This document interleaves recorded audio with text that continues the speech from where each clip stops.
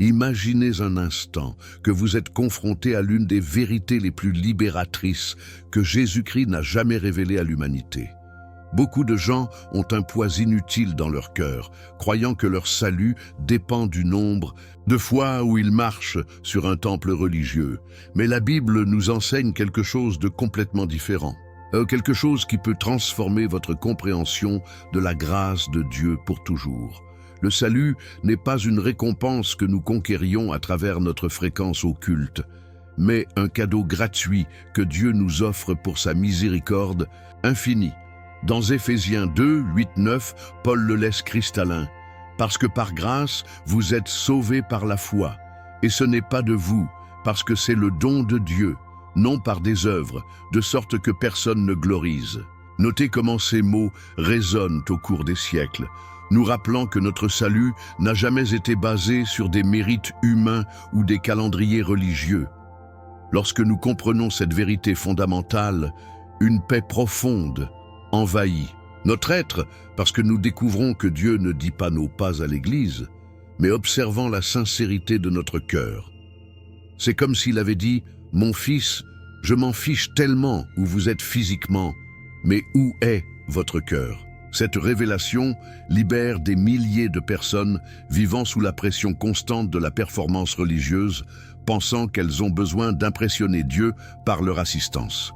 La vérité est que Jésus-Christ a déjà payé le prix et total de notre salut sur la croix, et aucune action de la nôtre ne peut ajouter ou soustraire de ce sacrifice parfait. Lorsque nous comprenons cela, notre foi devient authentique, basée sur l'amour et non sur la peur de la punition divine. Le cœur de Dieu était toujours dirigé vers l'authenticité et non vers les apparences externes. Rappelez-vous comment Jésus a confronté les pharisiens qui étaient des spécimens de fréquence au temple, mais dont les cœurs étaient éloignés du Père.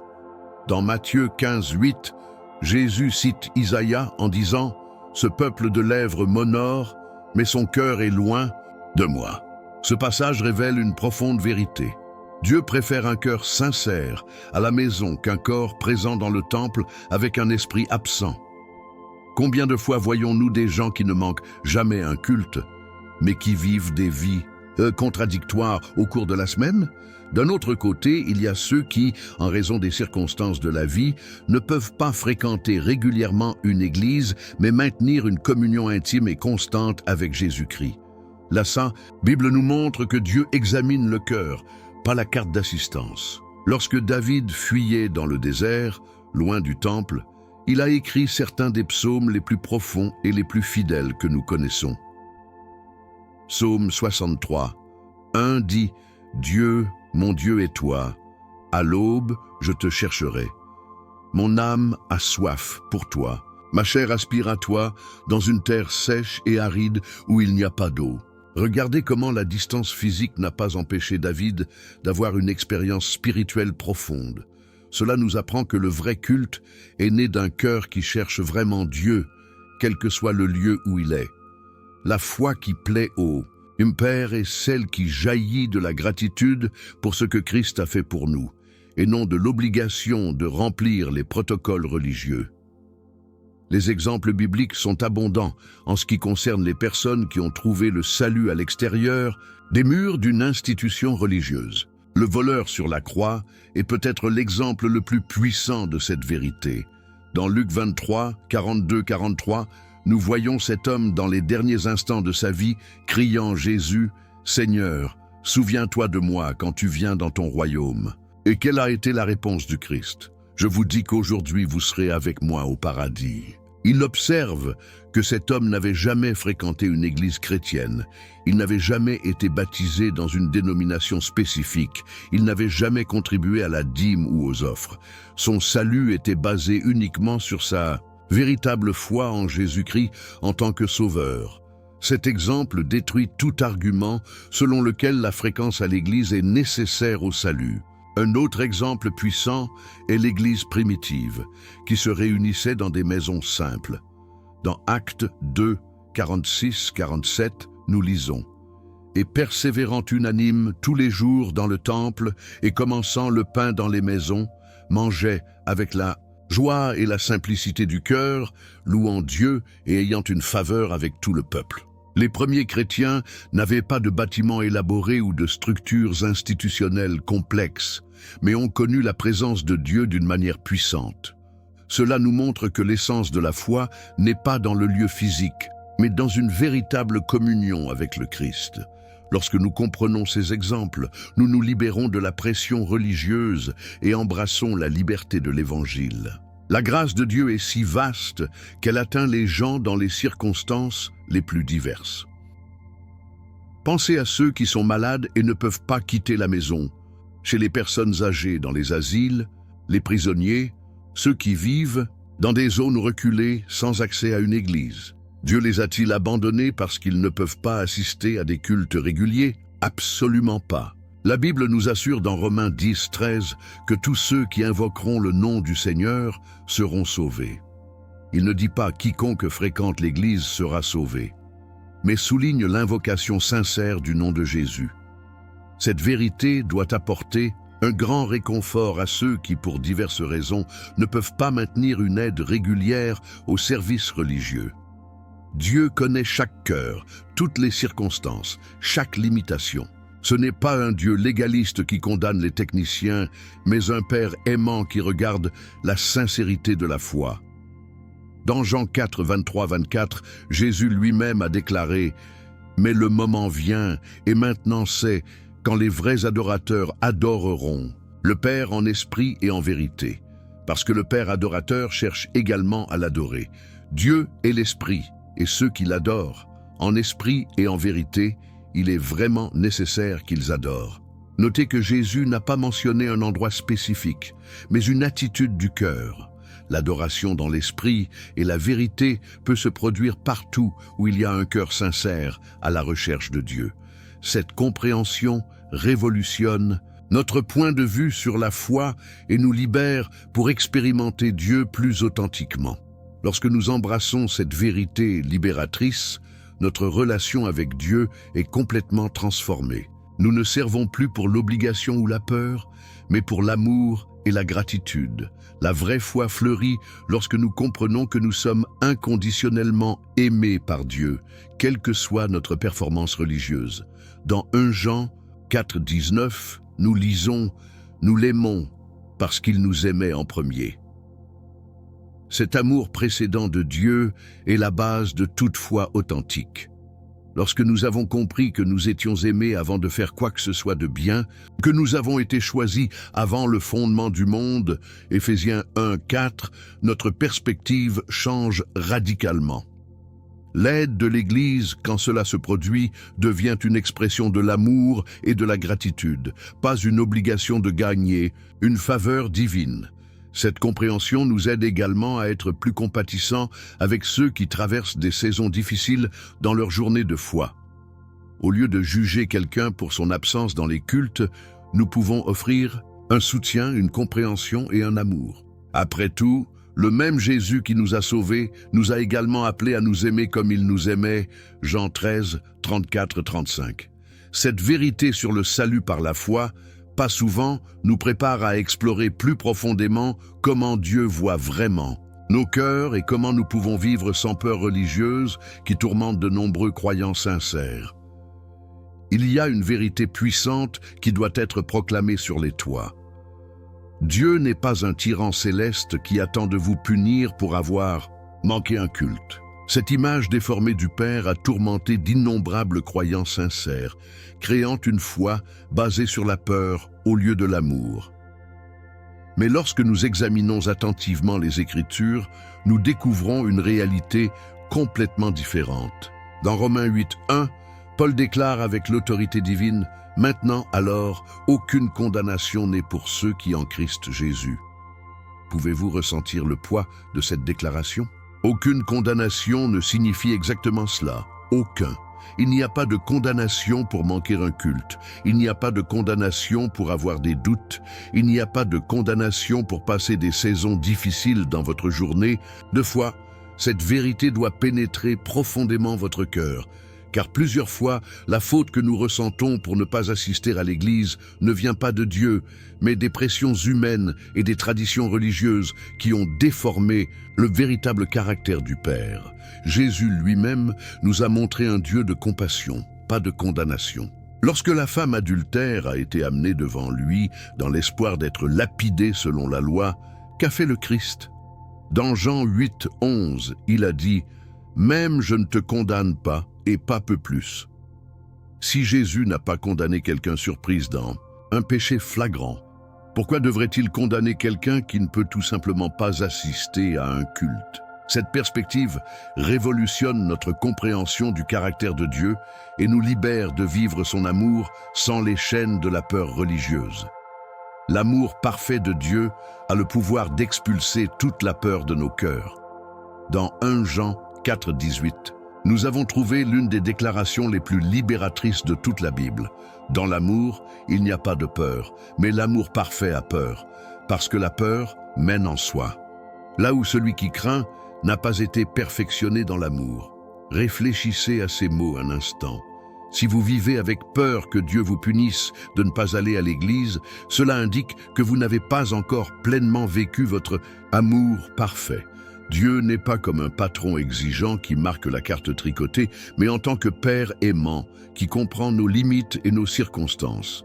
Lorsque Jésus a enseigné à ses disciples à prier, il leur a dit de s'adresser à Dieu comme notre Père. Matthieu 6, 9. Cette intimité familiale révèle le cœur de Dieu envers nous.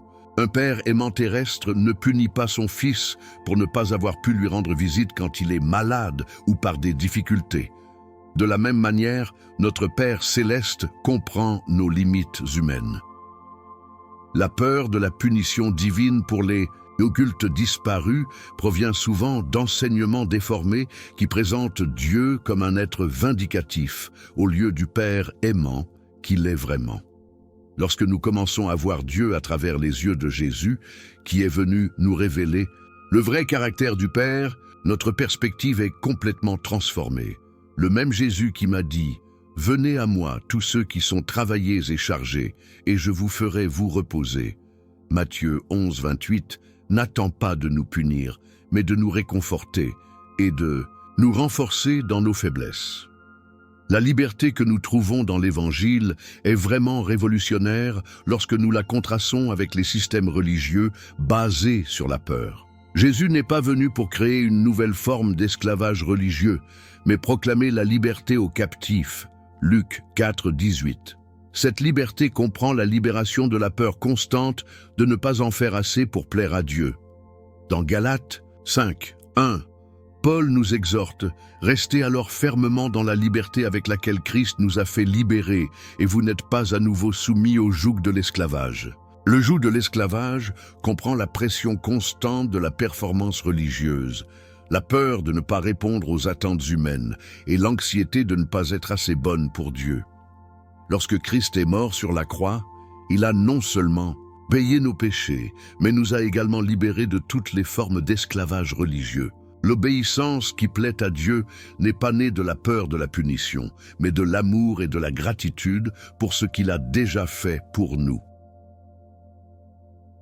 Dans 2 Corinthiens 5, 14, 15, nous lisons « Parce que l'amour du Christ nous contraint, pensant ceci, que si quelqu'un mourait pour tous, alors tout le monde est mort.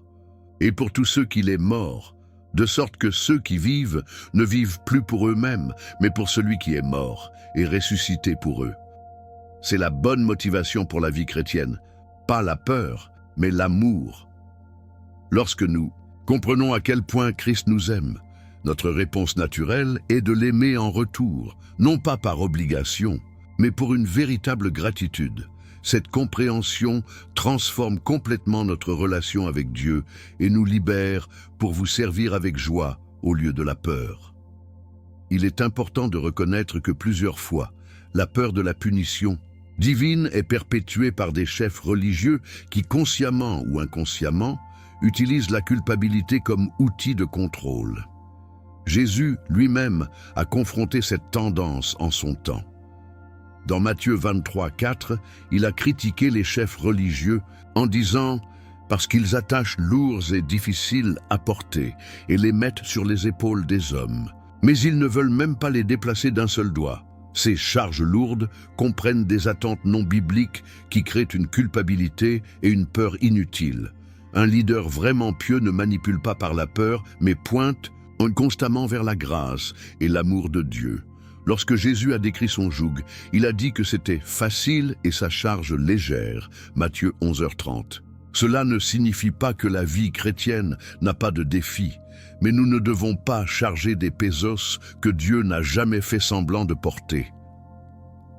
La peur constante de la punition divine pour les cultes manquants est exactement ce type de charge lourde que Jésus est venu retirer de nos épaules.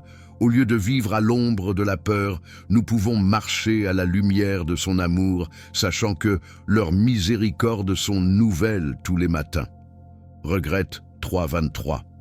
Cette vérité doit apporter un grand soulagement à ceux qui ont porté une culpabilité inutile. Dieu n'est pas en colère contre vous pour avoir raté un culte. Il attend à bras ouverts pour vous recevoir quand vous pouvez venir à lui, que ce soit dans une église, dans votre maison ou partout où votre cœur est sincèrement. La paix qui vient de comprendre le vrai caractère de Dieu est indescriptible. Lorsque nous nous libérons de la peur de la punition divine, nous pouvons vivre la paix de Dieu qui dépasse toute compréhension. Philippiens 4:7. Cette paix ne dépend pas de nos circonstances extérieures ou de notre capacité à assister régulièrement au culte, mais à la sécurité que nous sommes inconditionnellement aimés par Dieu. Dans Romains 5:8, nous avons trouvé l'une des déclarations les plus puissantes de l'amour de Dieu. Mais Dieu nous montre son amour, dans lequel, étant des pécheurs, Christ est mort pour nous. Si Dieu nous aimait quand nous étions ses ennemis, combien il nous aime plus, maintenant que nous sommes ses enfants. Cette vérité doit ancrer notre foi en quelque chose de beaucoup plus solide que nos œuvres ou notre aide religieuse. Lorsque nous comprenons que l'amour de Dieu ne fluctue pas en fonction de notre performance, nous pouvons nous reposer sur sa grâce et vivre la vraie liberté spirituelle. Cette liberté ne nous mène pas à la licence ou à la négligence, mais à une véritable réponse amoureuse envers celle qui nous aimait en premier. Lorsque nous vivons de cette perspective, notre foi devient authentique et puissante, non basée sur la peur, mais sur l'amour transformateur du Christ. Cette compréhension nous prépare à explorer comment la croissance spirituelle peut se produire d'une manière qui va bien au-delà des structures traditionnelles de l'Église institutionnelle. L'une des révélations les plus libératrices que nous pouvons recevoir est que Dieu ne se limite pas aux murs d'un bâtiment religieux. Tout au long de l'histoire biblique, nous voyons à plusieurs reprises comment les rencontres les plus profondes avec les plus élevés se sont produites dans des endroits inattendus, loin des structures institutionnelles de l'époque.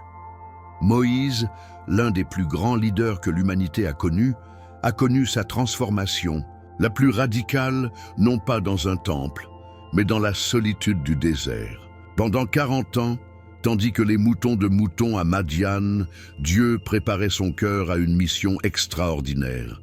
C'était dans ce désert apparemment vide où Moïse a rencontré le buisson en feu, Exode 3:1-6, où il a reçu son appel divin et où il a appris à dépendre complètement de Dieu.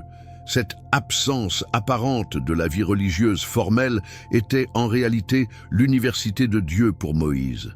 Pouvez-vous imaginer si quelqu'un avait jugé Moïse pendant ces années, lui disant qu'il a été détourné pour ne pas avoir participé aux activités religieuses de son temps? Cependant, c'est précisément dans cette solitude que Dieu a modelé l'homme qui libérerait son peuple de l'Égypte. Cette vérité doit être profondément réconfortée. Parfois, les périodes les plus fructueuses de notre croissance spirituelle se produisent lorsque nous sommes physiquement éloignés des foules religieuses, mais spirituellement plus proches de Dieu que jamais. Le désert n'est pas toujours un lieu de punition. C'est souvent la salle de classe de Dieu, où il nous enseigne des leçons que nous ne pouvions apprendre nulle part ailleurs.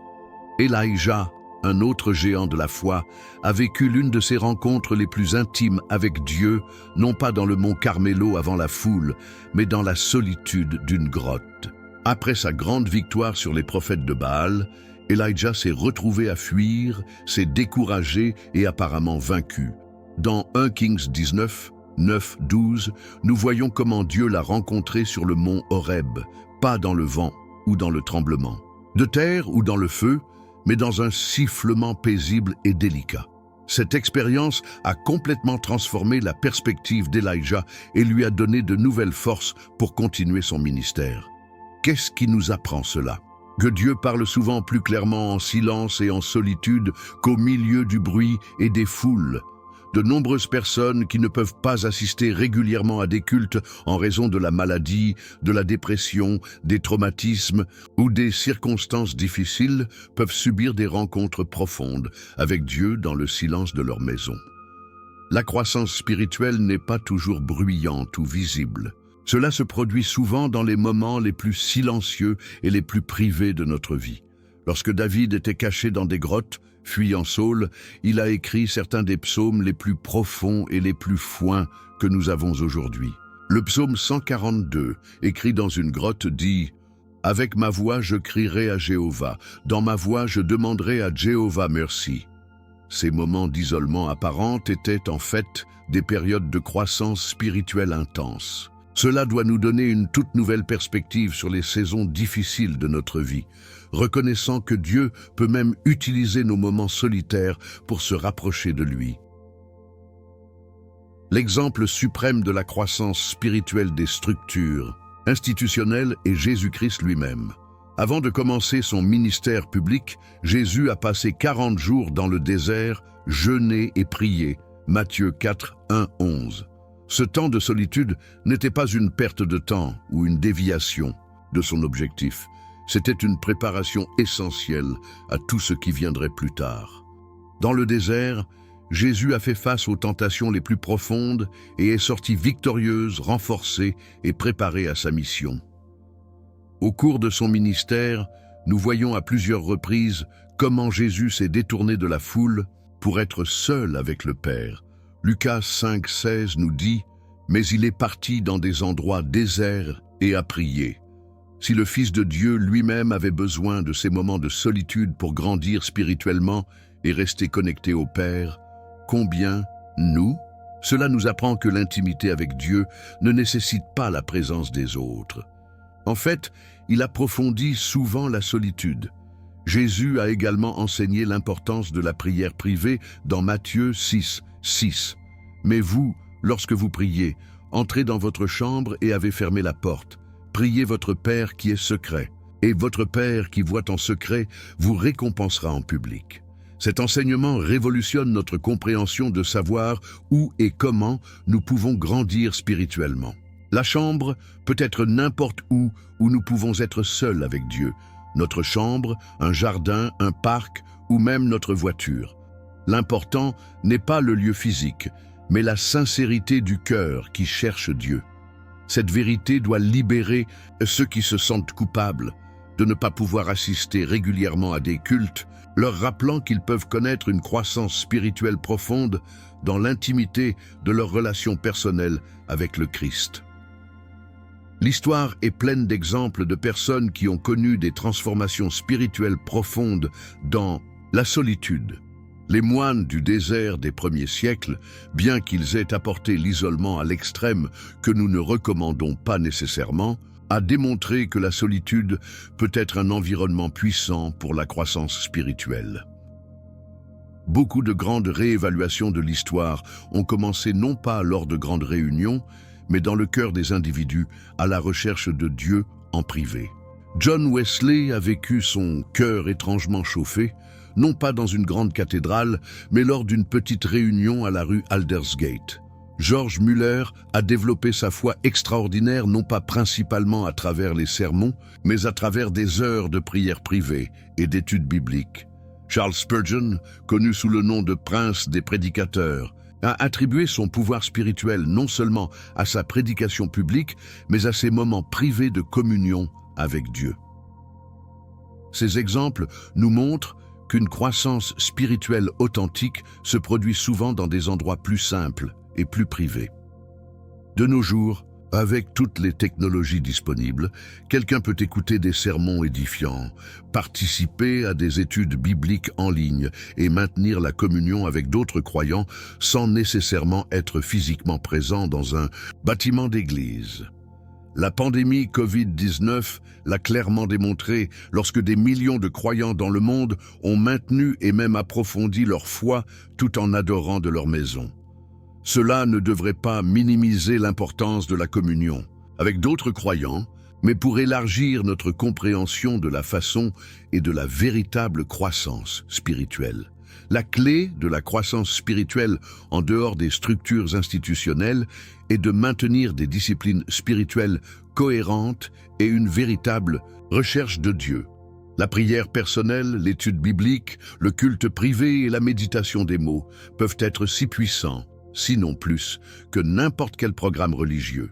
Dans le psaume 1, 2, 3, nous lisons à propos de l'homme béni. Mais dans la loi de Jéhovah est sa joie, et dans sa loi méditer jour et nuit. Ce sera comme un arbre planté à côté des courants d'eau, qui porte ses fruits en son temps, et sa feuille ne tombera pas, et tout ce qu'il fera prospérera. Notez que cette croissance spirituelle est décrite comme à la suite de la méditation personnelle dans la parole de Dieu, et non de l'aide aux réunions. Quand quelqu'un développe l'habitude de chercher Dieu quotidiennement dans l'intimité de sa maison, en lisant la Bible avec un cœur ouvert, en priant sincèrement et en adorant l'Esprit et la vérité, il crée un environnement propice à une croissance spirituelle profonde. Le Saint-Esprit, qui est notre professeur et réconfortant, n'est pas limité par les murs ou les horaires de culte. Il peut nous apprendre, nous réconforter et nous transformer à tout moment et à un endroit où nous ouvrons le cœur. Cette réalité doit apporter un grand espoir à ceux qui, pour diverses circonstances, ne peuvent pas maintenir une aide régulière à l'Église, mais qui maintiennent un cœur affamé de Dieu. Sa croissance spirituelle n'est pas limitée par sa situation extérieure, mais alimentée par sa recherche interne du Seigneur. Cette compréhension nous amène naturellement à explorer le rôle du Saint-Esprit en tant que professeur direct, qui peut nous apprendre toutes choses, quelle que soit la structure humaine. Il y a une promesse extraordinaire que Jésus a faite à ses disciples qui révolutionne complètement notre compréhension de la façon dont nous pouvons apprendre et grandir spirituellement. Dans Jean 14, 26, Christ a déclaré « Mais la couette, le Saint-Esprit, que le Père enverra en mon nom. Il vous apprendra toutes choses et vous rappellera tout ce que je vous ai dit. » Pouvez-vous capturer l'ampleur de cette promesse ? Le même Esprit de Dieu qui a inspiré les Écritures, qui ont oint les prophètes, qui ont formé les apôtres, vit dans chaque vrai croyant et ont la capacité de nous enseigner directement. Cela signifie que nous ne dépendons pas exclusivement des intermédiaires humains pour comprendre les vérités spirituelles. Bien que Dieu utilise les enseignants et les pasteurs comme cadeaux pour l'Église, Éphésiens 4, 11, il nous a également donné un accès direct à la source suprême de sagesse à travers son esprit. Cette vérité doit libérer ceux qui se sentent limités pour ne pas avoir un accès régulier à l'enseignement formel dans une Église. Le Saint-Esprit n'a pas d'horaire de bureau, ne facture pas ses leçons et est disponible 24 heures sur 24 pour ceux qui recherchent sincèrement la vérité. Lorsque vous ouvrez votre Bible dans la solitude de votre maison et demandez au Saint-Esprit de vous enseigner, vous accédez au système d'enseignement le plus avancé de l'univers. Il n'y a pas d'université terrestre qui peut rivaliser avec la sagesse que l'Esprit de Dieu peut transmettre à un cœur humble et réceptif. Cette réalité doit changer complètement notre perspective sur l'apprentissage spirituel, reconnaissant que nous avons un accès direct à l'enseignant suprême.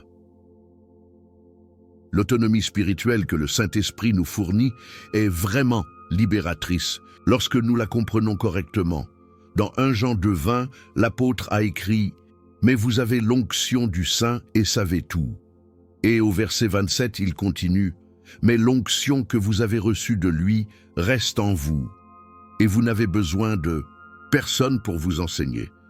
Tout comme l'onction elle-même vous enseigne toutes choses. Et c'est vrai, et ce n'est pas un mensonge, comme elle vous a appris. Restez dedans. Cela ne signifie pas que nous devons mépriser les professeurs humains que Dieu a mis dans nos vies, mais nous reconnaissons que notre dépendance ultime devrait être dans le Saint-Esprit, et pas dans les systèmes humains. Cette onction divine nous permet de discerner la vérité de l'erreur, de comprendre les Écritures et de grandir dans la sagesse spirituelle. Plusieurs fois, des personnes simples qui n'ont jamais eu d'éducation théologique formelle, mais qui maintiennent une relation intime avec Dieu, démontrent une compréhension spirituelle qui dépasse ceux qui ont plusieurs titres académiques. Ce n'est pas pour rabaisser l'éducation, mais reconnaître que la vraie sagesse spirituelle vient de l'Esprit de Dieu et non des institutions humaines. Lorsque nous dépendons du Saint-Esprit en tant que professeur principal, nous développons un discernement spirituel qui nous protège des fausses doctrines et nous guide vers toute vérité. Cette capacité à discerner est particulièrement importante aujourd'hui lorsque des enseignements déroutants et contradictoires abondent. Le croyant qui a appris à dépendre du Saint-Esprit peut naviguer avec confiance de ces eaux turbulentes, sachant qu'il a un accès direct à la source de toute vérité. La véritable intimité avec Dieu qui se développe à travers l'enseignement direct du Saint-Esprit est incomparable. Lorsque nous permettons à l'Esprit de Dieu d'être notre principal enseignant, nous développons une relation personnelle et profonde avec le Père qui va au-delà des connaissances intellectuelles. Dans Jean 16, 13, Jésus a promis « Mais quand l'Esprit de vérité viendra, il vous guidera vers toute la vérité. » Ce guide n'est pas simplement informatif, c'est transformationnel. Le Saint-Esprit nous enseigne non seulement des faits sur Dieu, il révèle le cœur de Dieu, ses désirs, ses desseins et son amour pour nous. Cette révélation personnelle crée une intimité qui ne peut pas être reproduite par des méthodes purement académiques ou institutionnelles. Lorsque vous passez du temps dans la prière, permettant au Saint-Esprit de vous parler par sa parole, vous ressentez des rencontres personnelles avec Dieu qui marquent votre vie pour toujours. Ces moments de révélation divine se produisent souvent dans le silence de votre maison, lors d'une promenade solitaire ou en période de culte privé. Le Saint-Esprit sait exactement ce que vous devez entendre à chaque instant de votre vie. Et il peut personnaliser son enseignement pour votre situation spécifique d'une manière qu'aucun sermon général ne pourrait faire. Cette intimité personnelle avec Dieu à travers le Saint-Esprit est ce qui transforme la vie d'une manière authentique et durable. Ce n'est pas seulement une connaissance intellectuelle sur Dieu, c'est la connaissance expérientielle de Dieu. Cette différence est cruciale. Vous pouvez en savoir beaucoup sur quelqu'un sans vraiment le savoir, mais quand le Saint-Esprit vous enseigne, il vous présente une relation personnelle et transformatrice avec le Père céleste. Il est important de comprendre que le Saint-Esprit en tant qu'enseignant ne fonctionne pas dans le vide, mais fonctionne toujours en harmonie avec la parole écrite de Dieu. Dans Jean 16, 14, Jésus a dit à propos du Saint-Esprit « Il me glorifiera, parce qu'il prendra le mien et il vous le fera savoir. » Le Saint-Esprit ne contredit jamais les Écritures. Il illumine plutôt les Écritures, les rendant vivants et pertinents pour nos vies. Lorsque vous étudiez la Bible sous la tutelle du Saint-Esprit, les mots qui semblaient auparavant morts sur la page prennent vie et parlent directement à votre cœur. Les versets que vous avez lus des centaines de fois révèlent soudainement de nouvelles profondeurs de sens. Les promesses qui semblaient distantes deviennent personnelles et applicables à votre situation actuelle. C'est la différence entre l'étude biblique académique et l'étude biblique spirituelle. Les deux ont leur place, mais lorsque le Saint-Esprit est votre professeur, la parole de Dieu devient une lettre personnelle du Père pour vous. Cette expérience peut se produire partout où vous avez une Bible et un cœur ouvert. Vous n'avez pas besoin d'être dans un séminaire ou dans une classe formelle. Vous devez être dans une relation vivante avec l'Esprit de Dieu. Beaucoup de Grands hommes et femmes de Dieu à travers l'histoire ont témoigné que leurs plus grandes révélations ne sont pas venues de livres de théologie, mais de moments intimes, de communion avec Dieu, où le Saint-Esprit a ouvert les Écritures. Cette réalité doit nous donner une grande confiance que nous pouvons grandir spirituellement et comprendre la volonté de Dieu, quelles que soient nos circonstances extérieures. La liberté qui vient de la reconnaissance du Saint-Esprit comme notre enseignant direct nous libère d'une dépendance excessive à l'égard des systèmes humains et nous permet de la foi mature et autonome. Cela ne signifie pas que nous devenons indépendants ou des rebelles envers l'autorité légitime, mais nous reconnaissons que notre dépendance ultime devrait être en Dieu, pas chez les hommes. Dans Jérémie 17, 5, 7, Dieu déclare: Ainsi Jéhovah a dit, merde le mal qui fait confiance à l'homme, et met la chair par son bras et son cœur. S'écarte de Jéhovah. Bénis l'homme qui fait confiance à Jéhovah et dont la confiance est Jéhovah. Lorsque nous apprenons à dépendre du Saint-Esprit en tant que professeur principal, nous développons une foi qui ne faiblit pas lorsque les dirigeants humains échouent ou lorsque nous n'avons pas accès à l'enseignement formel. Notre foi devient solide car elle est basée sur la roche éternelle et non dans les fondations humaines qui peuvent échouer. Cette maturité spirituelle nous permet de bénéficier des autres, partageant ce que nous avons appris directement de l'Esprit de Dieu. Il nous protège également de la manipulation et du contrôle religieux, car nous savons que nous avons un accès direct à la vérité à travers le Saint-Esprit. Cette liberté est précisément ce que Jésus avait en tête quand il a dit « Et vous saurez la vérité, et la vérité vous rendra libre ». Jean 8, 32. La vérité qui nous libère n'est pas seulement des informations sur Dieu, mais une révélation personnelle de l'Esprit de Dieu qui transforme nos cœurs et nous permet de vivre dans la glorieuse liberté des enfants de Dieu. Cette compréhension nous prépare à examiner comment nous devons redéfinir des concepts tels que détournés et ce qui constitue vraiment une foi authentique dans la vie d'un croyant. Il est temps de faire face à l'un des étiquettes les plus nuisibles et à mal utiliser dans le vocabulaire religieux, le mot « déviant ». Combien de fois avons-nous entendu quelqu'un étiqueté comme détourné, simplement parce qu'il n'assiste pas régulièrement au culte, alors que la réalité est que leur cœur peut être plus proche de Dieu que beaucoup qui occupent les premières banques chaque dimanche. La vérité biblique est que le véritable détour n'est pas mesuré par la présence physique dans un temple, mais par la condition du cœur devant Dieu. Dans 1 Samuel 16, 7, lorsque Dieu a envoyé Samuel à oindre au futur roi d'Israël, il a dit « Ne lui ressemble pas, ou d'une grande manière de sa stature, parce que je le gaspille, parce que Jéhovah ne regarde pas ce que l'homme regarde, car l'homme regarde ce qui se trouve devant ses yeux, mais Jéhovah regarde son cœur. » Cette vérité fondamentale doit révolutionner complètement notre compréhension de qui est vraiment détourné et qui ne l'est pas. Jésus lui-même a confronté cette tendance à juger par des apparences externes lorsqu'il a critiqué les pharisiens dans Matthieu 23, 27, 28. « Ô de vous, gribouillis et pharisiens, hypocrites, parce que vous êtes similaires à des tombes blanchies, qui à l'extérieur, à la vérité, sont belles, plus à l'intérieur, ils sont pleins d'os de mort. Une aide parfaite au temple, connaissait les Écritures de la mémoire et accomplissait tous les rituels religieux. Mais leur cœur était loin de Dieu. Qui a été vraiment détourné dans cette situation? La réponse est évidente, mais défie nos perceptions superficielles sur la spiritualité. Le jugement superficiel contre la réalité spirituelle est un problème que Jésus a abordé à plusieurs reprises pendant son ministère terrestre. Dans Jean 7, 24, il a ordonné « Ne jugez pas selon les comparutions, mais jugez avec juste le procès ». L'emploi quelqu'un comme déviant pour ne pas aller à l'église est exactement le type de jugement superficiel que Christ a condamné.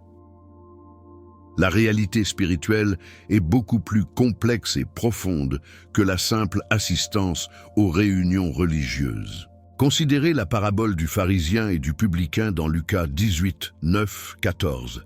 Le pharisien, qui avait sûrement une aide parfaite au temple, a prié l'arrogance. Dieu, je vous remercie parce que je ne suis pas comme les autres hommes. Pendant ce temps, le publicain, qui était probablement considéré comme un détourné par la société religieuse, a pleuré d'humilité. Dieu, soyez propice à moi, pécheur. Lequel des deux a été justifié devant Dieu? Jésus était clair.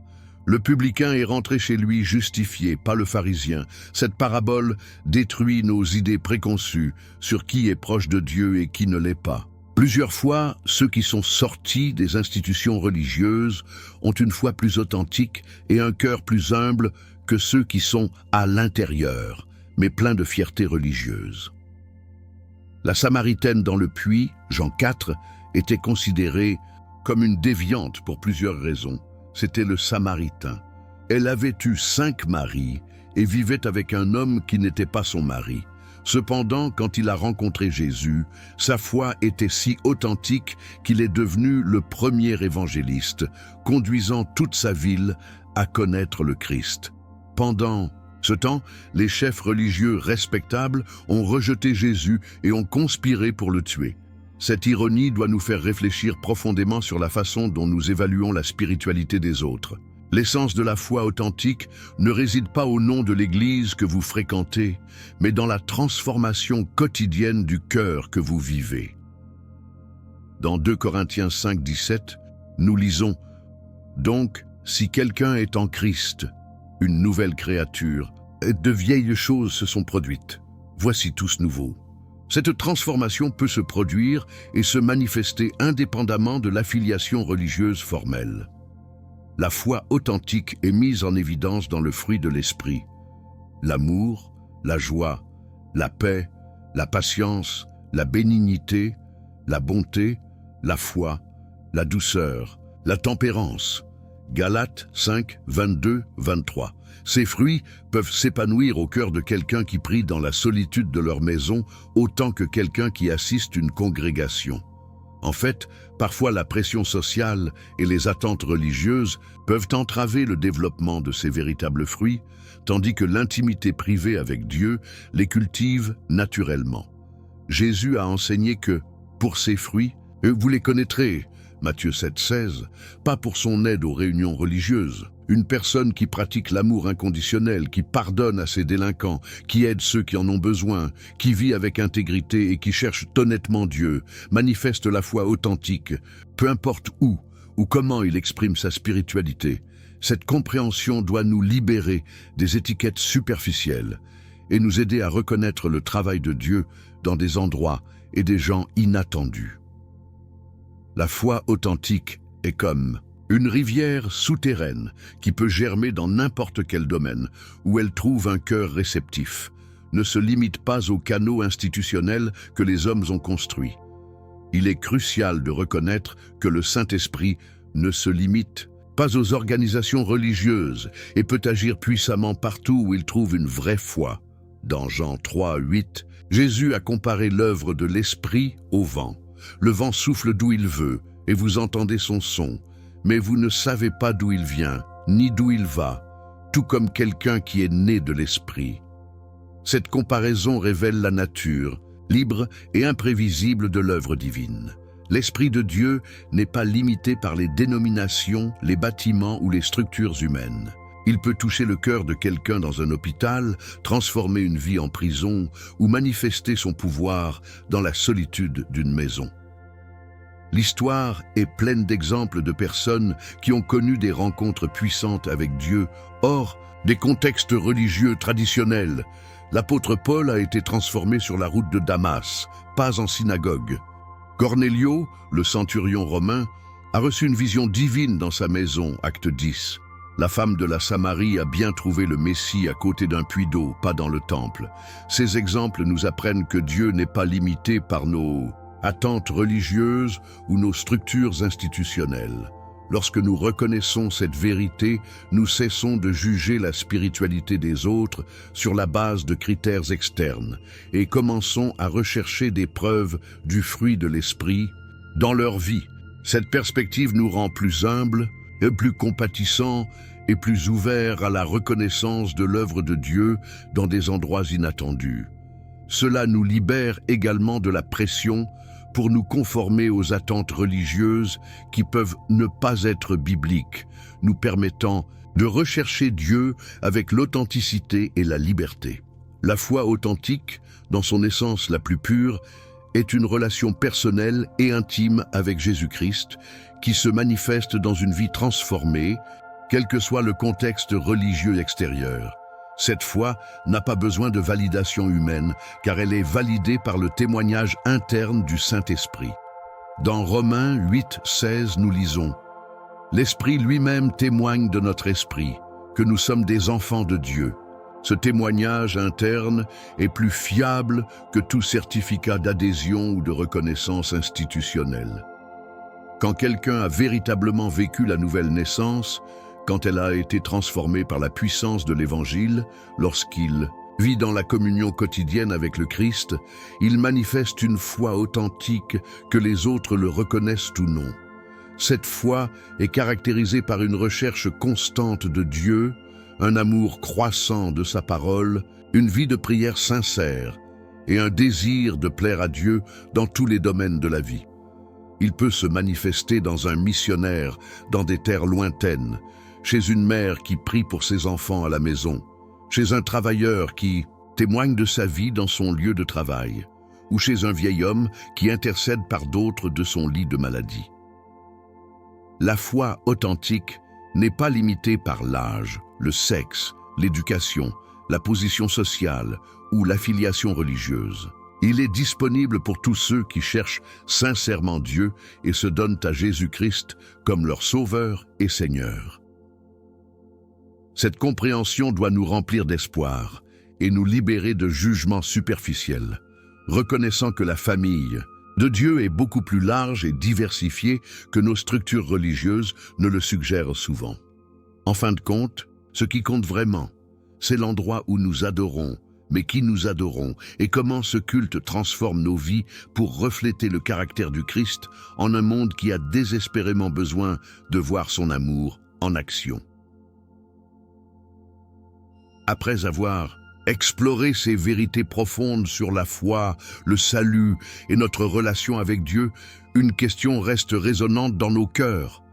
Comment allez-vous appliquer ces révélations dans votre vie spirituelle? La liberté que Christ nous offre n'est pas seulement théorique, c'est pratique et transformateur. Vous n'avez plus besoin de charger la culpabilité de ne pas assister à chaque culte, car votre salut est sûr entre les mains de Jésus. Maintenant, je veux vous écouter. Vous identifiez-vous à l'une de ces situations dont nous avons discuté? Avez-vous déjà ressenti cette pression religieuse qui vous fait douter de votre foi? Partagez votre expérience dans les commentaires ci-dessous. Votre témoignage peut être le bouche de souffle que quelqu'un d'autre a besoin d'entendre aujourd'hui. Si ce message a touché votre cœur et vous a aidé à mieux comprendre l'amour inconditionnel de Dieu, n'oubliez pas de vous abonner à la chaîne et d'activer les notifications. Vous ne manquerez donc aucun de nos contenus qui révèlent des vérités bibliques transformatrices comme celle-ci. Et veuillez partager cette vidéo avec vos amis et votre famille qui pourraient avoir besoin d'entendre ce message de liberté et de grâce. À l'écran, notre prochaine vidéo recommandée apparaîtra qui complète parfaitement ce que nous venons de discuter. Ne le manquez pas car nous continuerons d'explorer des vérités qui peuvent révolutionner votre compréhension de la foi chrétienne. Rappelez-vous toujours, Dieu vous aime tel que vous êtes, où vous êtes, et votre grâce vous suffit. Que la paix du Christ remplit votre cœur aujourd'hui et toujours. Jusqu'à suivant, je suis un cadre, et que Dieu vous bénisse abondamment.